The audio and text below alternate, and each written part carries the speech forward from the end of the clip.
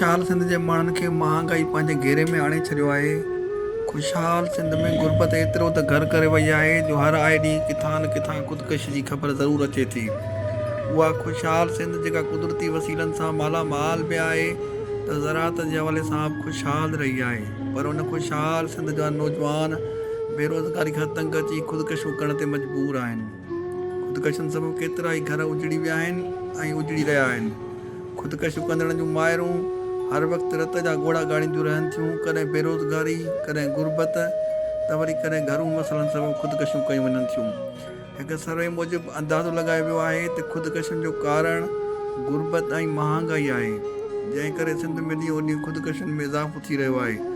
वधंदड़ महांगाई ऐं परेशानियुनि सबबु सह पिणु मोकिलाए वई आहे, जंहिं करे ख़ुदकशियुनि में इज़ाफ़ो थी वियो आहे। थोरी थोरी ॻाल्हि ते ख़ुदकशियूं कयूं वञनि थियूं।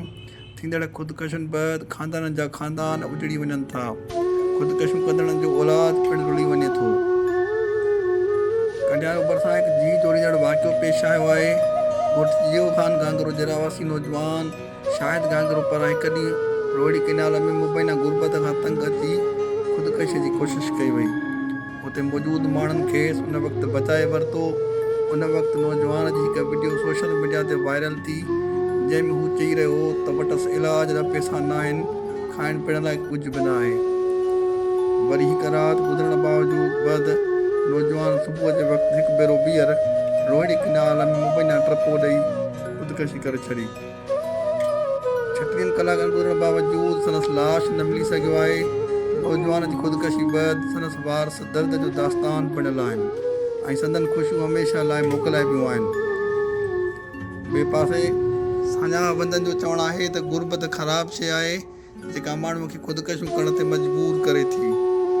असांजे मुआशिरे मां सहप मोकिलाए वई आहे। ज़िंदगी ॾुखनि सुखनि जो नालो आहे। हिन मुआशिरे जे ख़राबु माण्हुनि खे पासे ते रखी ज़िंदगीअ में बुरदबार थी ज़िंदगी गुज़ारिजे।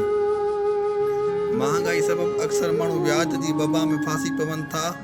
व्याज न भरण जे करे मुतासिर ख़ुदकशियूं कनि था। महांगाई एतिरी आहे जो हिन वक़्तु ग़रीब माण्हू ॿिनि वेलनि जी मानीअ लाइ परेशान आहिनि ऐं संदनि बचा बुखूं काटण ते मजबूर आहिनि।